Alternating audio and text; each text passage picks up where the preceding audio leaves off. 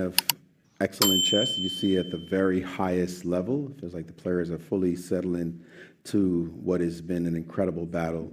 My first question will be for you, and sorry, as a reminder to the press, you can ask your questions, line up at the microphone and ask your questions. Please restrict your questions to just one, and we'll see whether or not we can get you to go around a second time if we have time.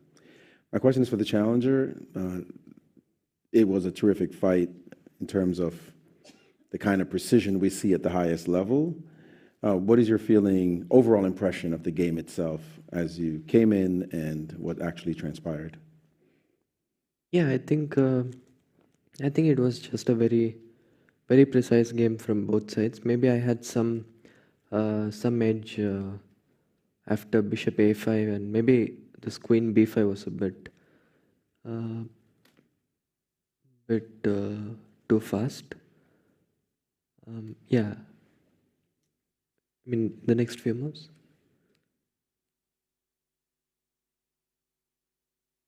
Take bishop f3, rook a6. Yeah, maybe here instead of queen b5 I can do something like e3 or knight e5, but okay, it should be a small edge, I guess. But I thought this queen b5 was actually working concretely, but I think rook a2, knight b6, queen a7, and then rook b8 was very precise.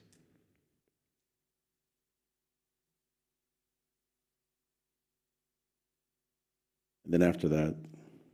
Yeah, I mean after that, okay, I guess I didn't play precisely, but okay, I mean it should just be a draw. Question to you, same question to you, your overall impressions of the game. I thought I was under pressure out of the opening. I know this line was played by Gary, and he always has some ideas in the opening. But I just forgot it, which was the line I checked. I think I played normal and c5, I think it must be played, otherwise he has c5 and structured very dangerous for black. But after that, I think white is slightly better. Here he can also take with the pawn. I can take here. Yes, and just slightly better for white. This came as a surprise. I have many moves, rook b8, queen b6. Rook b8, I don't like queen a1. My queen doesn't have a good square. Or maybe my attacking play can compensation for that. Also, if I close queen b6, I'm worried about knight b3 and bishop a5 in the air. Yeah, this line I calculate, but I don't know if it work or not. I take the bishop, and if a4 here, I have queen b4. Queen b6. Maybe this line working for white, for black. Maybe this is also playable. If we go here, I can go here. Maybe this is a more safer way. And here, after the game, my second told me that I can actually take here. And this was what I missed when I played my knight b6. And here I calculate bishop f8, knight d5, king f8, but not knight d7. Would stay in the game, and black is not worse at all. I think both, in general, it was a high quality game. Yeah. I definitely had that impression for everyone watching. 9 rounds. I mean, 9 games have passed now. There's only 5 left. What's your assessment of the games going forward? Tied match. Maybe even a lot of people didn't expect it, especially after the beginning of the first 3 games, fireworks. It seems like you two have kind of measured each other and are fighting like heavyweight fighters at the moment, punch for punch. And that means we are at the same strengths. No one will clear better at this match, so it's going to be tough to win. Same to you. 9 games in, your first World Championship, and toe-to-toe with the world champion. Still, though, 5 tense games left. Yeah, so far it's been a very interesting match. A few missed chances for me, a few missed chances for him.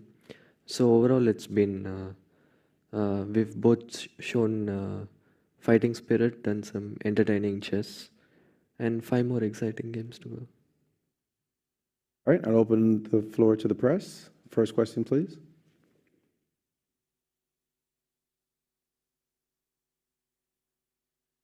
My question is to Gukesh. Sorry, Abhidaya from ChessBase India. My question is to Gukesh. When Ding played the move rook to a6, you played queen to b5. Did you consider playing knight to e5 or something instead? Yeah, knight e5 and e3 both I considered, but oh yeah, it should give a small edge, I think. Yeah, knight e5. I thought he can go bishop f8. Yeah, something like this. I thought it's like a small edge. I should have done this, I think, or e3. But when I played queen b5, I had just missed this idea that he can go queen a7 and rook b8.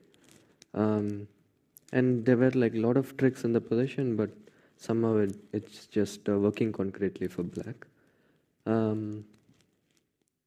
Yeah, maybe knight e5 was the right way to go, but it anyway should be equal with precise play. Another non-chess related question. We have seen you carry the hoodie, but you never wear it. But is there any reason behind that? Or I mean, I keep it in the players' lounge. I guess it's. I mean, sometimes, for example, in the candidates in Toronto, first round I was basically shivering and I didn't take my jacket. So I just take my jacket whenever like going to the game, just in case if the hall is too cold. Yeah, but here it's fine. But anyways, it's just sitting happily in the lounge. just a small follow-up to Ding. This is your 6th draw in a row. Have you thought about if the match goes into tie breaks? Do you think who is the favorite in tie breaks? The draw could be broken at any point. The draw streak could be broken at any point. So it's still too early to think about the tiebreak. Thanks. As a reminder, please restrict your questions to just one question. It's a very long line. Vasudevan தரன்சியா மற்றும் Trinity mirror Gukesh அவர்களுக்கு அந்த ஏ2 பானை கொடுக்கும்போது உங்கள் மனநிலை எப்படி இருந்தது? கொஞ்சம் ஒரு ஃப்ரீ பானை கொடுத்துட்டு இனிஷியேட்டிவ் எடுக்கிற மாதிரியான பொசிஷனில் போனீங்களா? எப்படி போனீங்க அது?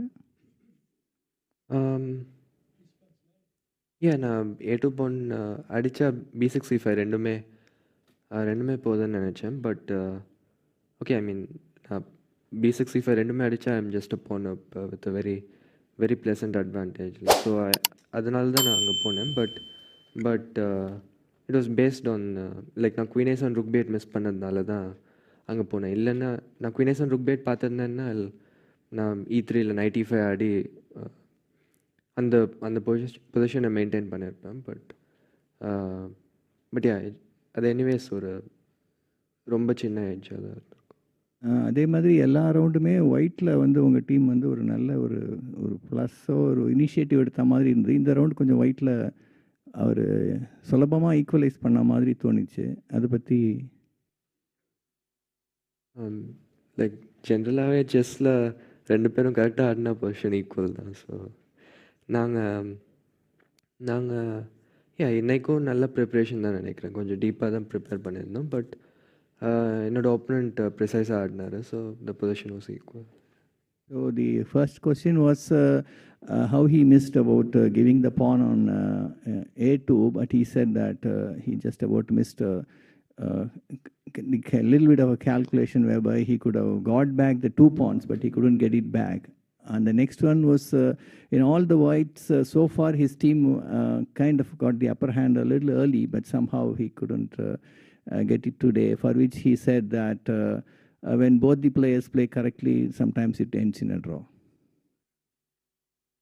Thank you. There are a dozen more reporters online right now, so may I remind you to restrict your questions to just one question. Thank you.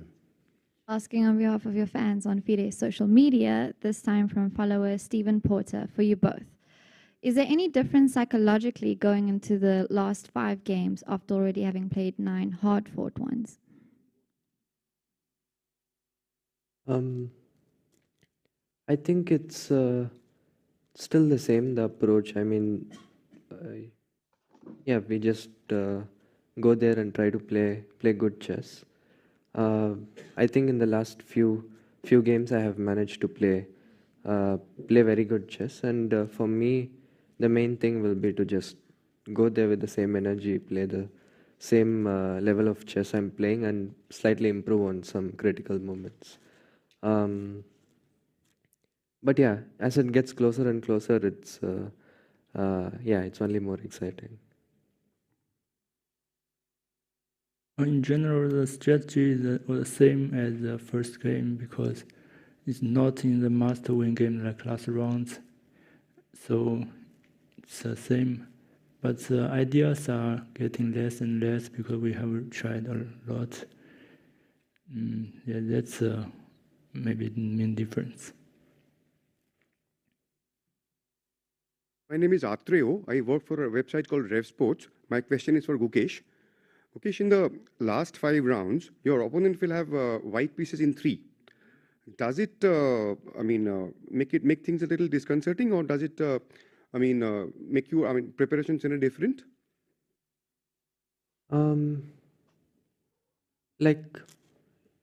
Nowadays, I think I said this before. Nowadays, there's not much difference between white and black. I mean, it's because of the computers. Pretty much all the lines that were considered dubious now is able to. I mean, with black, computers make them work. So now it's just equal game with both colors. So I wouldn't say it's a huge advantage, but I mean, before this game, I had 3 whites. He had 3 whites, and now after this one draw, it doesn't change much really. Thank you. Hello, I'm Nemo on behalf of the Singaporean Chess Federation. We have seen that Gukesh has declined a repetition twice in this match so far. It has been discussed that in a position where one player repeats the position and the other declines it, the player declining the repetition is putting some kind of psychological pressure on the other, potentially. So for Ding, when Gukesh declined the 3 full repetitions, what were you thinking, and were you expecting him to take the draw in either of the positions? Today, there are no 3 full repetition occur on the board.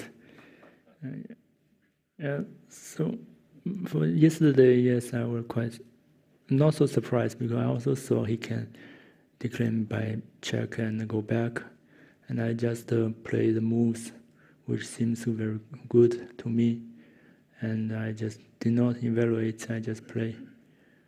Fair enough, thank you. And same question for Gukesh. What are your thoughts about declining repetition, and do you think the statement is true at the highest level? You're trying to potentially put some pressure on Ding. No, I mean, yesterday it was basically that I didn't realize my position was worse, like I said. But yeah, I mean, it's more to just keep the game going. Yesterday and also the game, and I mean this major piece ending where I declined the draw. It was mostly because I didn't think I was in serious danger.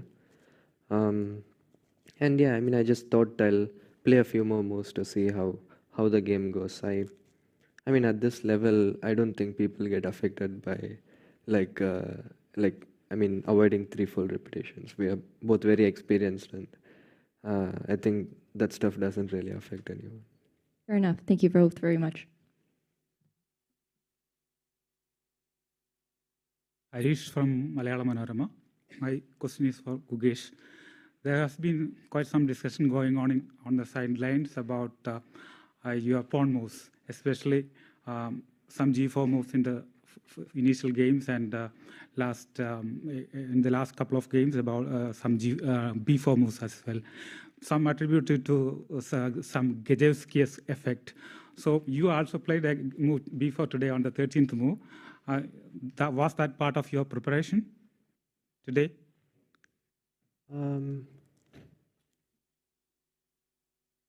Okay. Yeah, yesterday, I mean, the last white game also I played before. Yeah. No, today's before, I think, like, I don't know if I saw this position or I couldn't remember the exact details, but I saw something very similar, but yeah, I couldn't recall exactly during the game. So I was just, I think before idea, I kind of saw in this position or something very similar. So it was not exact preparation, but I was aware of this idea. Hello, Abhinav from US Chess. I have a question for the world champion. Early on, you were dealing with this age-old question in the Catalan or Queen's Indian, bishop b7 or bishop a6, both of which were considered very, very close to equal by Sese, Leela, all the top engines. Can you give us a little bit of insight into why you ended up choosing bishop b7 over bishop a6?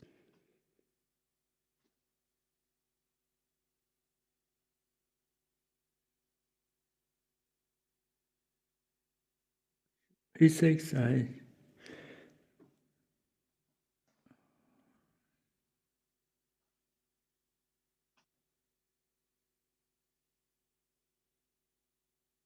maybe it's also playable if knight d2, I can take the pawn here.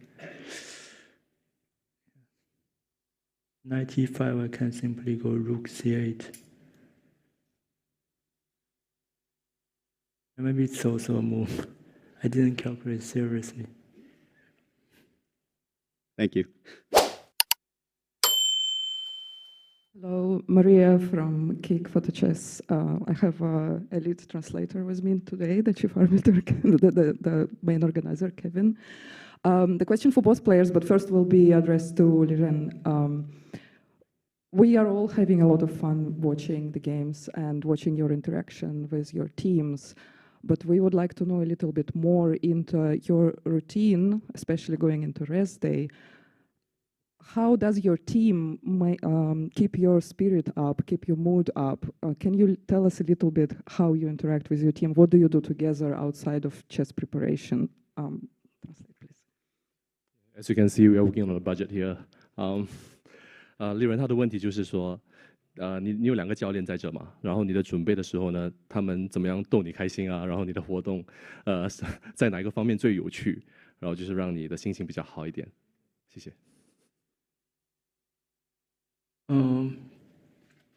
比赛前我们会打球，运动，然后在这里，更多的还是一起吃饭吧。然后每次休一天都会一起吃饭，然后，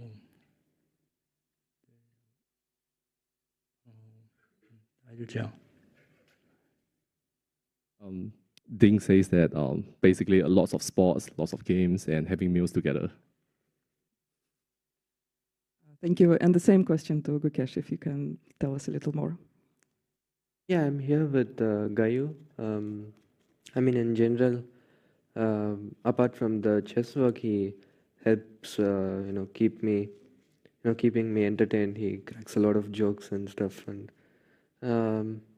yeah, I guess whenever on the rest days we try to play some sports and talk about some other stuff. And yeah, since we worked for a long time already, we are quite close, and it's yeah, it's like also talking with a friend.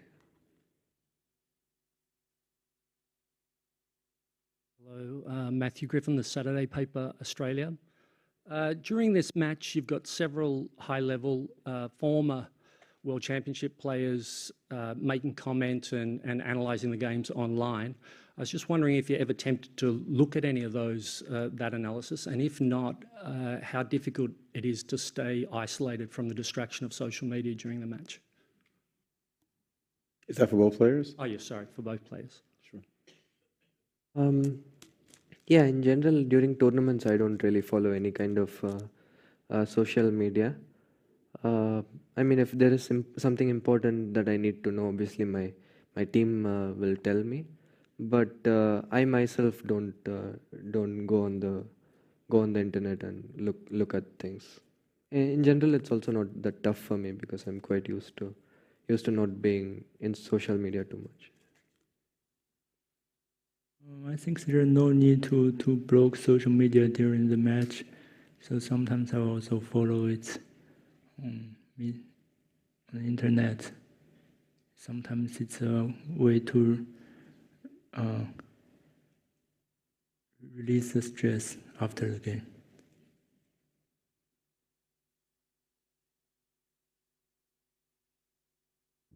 I'm Ajit Kumar from the... Closest to the mic, Yeah. please. Hi, I'm Ajit Kumar from the Hindu newspaper. My question is to Gukesh. Gukesh, you might have noticed that in the new FIDE rating list, Arjun Erigesi has crossed, your teammate at the Olympiad has crossed 2,800. How important do you think that's for Indian chess in all of you are breaking into the top 10 together? Yeah. Yeah, first of all, congrats to Arjun. I mean, I guess he crossed live before and then he crossed the official rating. But yeah, I mean, it's fully deserved, and he's the second Indian after Vishay sir to cross 2,800. So it's a very important achievement, and it just motivates the others to work even harder, and yeah, we all compete against each other. We all have good relations with each other. So yeah, it's I'm also happy for him, but also it's a nice motivating factor.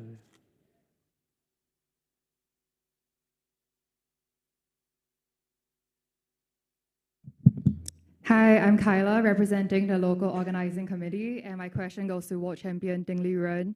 You mentioned that you don't mind browsing the web and going online during the match, but there have been online commentators and netizens and even top players sharing very strong opinions about the match and about both players' performances. Do you see those comments? And if so, do they affect you, or how do you prevent them from affecting you? Yeah, I saw that I'm always underestimated my position, and my opponent always overestimated it. I also saw someone said I always made draw even if I'm better, but this doesn't affect me, I think. Okay. These are just telling them truth. Okay, thank you very much.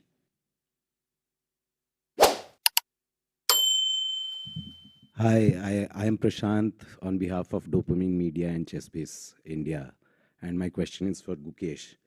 Gukesh, this contest between you and Ding seems like, up till now, seems like a perfect demonstration of the Batman quote, which is, this is what happens when an unstoppable force meets an immovable object. So after 9 games, what do you feel like? The one forcing or the one resisting? I guess in few games it was the one I was the one fighting for a draw. Some games, especially in the last few games, I was the one pushing really hard. I mean, the last 2 games I had like winning chances. So I guess it's been a bit up and down, but overall especially in the last few games, I think I'm playing pretty well, and yeah, just hope to continuing playing good games, and hopefully at some point, I mean, when I do the right things, I believe that the results will come. So yeah, just continue. I'll just try to continue doing the right things. Thank you. I'm Mike Klein with chess.com, and I have a question for Grandmaster Gukesh. This is a question that comes up nearly every year, but hasn't been asked this year. And it being your first World Championship, I'll address it to you. There's talk sometimes of having the rapid tiebreak take place before round 1. And this gives the public two benefits. Number 1, they get to see rapid. And number 2, they get to know, in case of a tie, who wins. Basically, you play the tiebreak first. Would you be in favor of such a schedule change, and could you see how this would create more excitement for fans? It's a very interesting. I never like heard about this before, but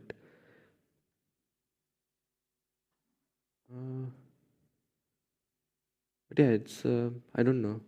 I don't really have any opinion, but I remember like a few years back, like Before, I think before they had tie breaks, they had like the challenger has to score +1, yeah, Right. to win the title. So I guess the tie break would be kind of similar because whoever wins the tie break can just like make all draws. So it's I mean try to make all draws. So I think nowadays it makes sense to have it after classical because like I mean if a player has to score +1, it really puts a lot of pressure on him. So yeah, I think it doesn't make too much sense. Got it. Thank you.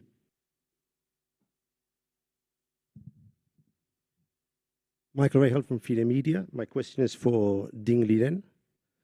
So, Ding, yesterday you said that you wouldn't be playing the Blitz and Rapid at the end of the year. Most of the top players are playing. There's quite a few very strong Chinese grandmasters playing. Gukesh is playing. You're a very good Blitz and Rapid player. The last time you played it was 2017 in Saudi Arabia. I think many of us are really surprised that being such a strong player as you are, also being world champion, you've missed this tournament 7 years running. Could you explain to us, if possible, the reasons why you're skipping this such an important event every year? Yeah, before, I think I didn't take this as seriously as the Classical World Championship. And this year, the reason is I'm taking a lesson from last year because last year I played in Romania immediately after World Championship match and in a very tired situation. So this year I want to have some rest after this tense match. Are you planning to play in the future, in future years? Is it a tournament you'd like to participate in?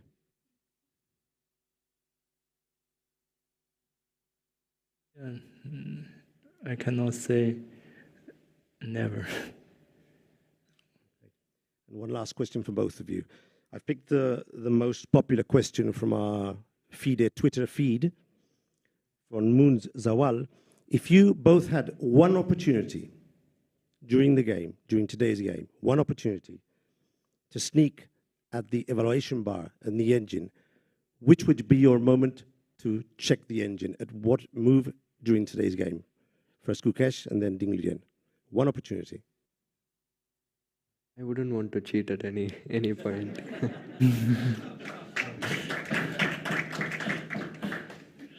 The champion? Well, for today, I didn't have any chance, so maybe I will use it for the future.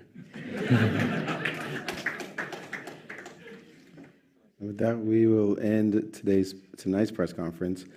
We have a rest day tomorrow, and we will come back on Saturday for game number 10. Everyone, have a great night.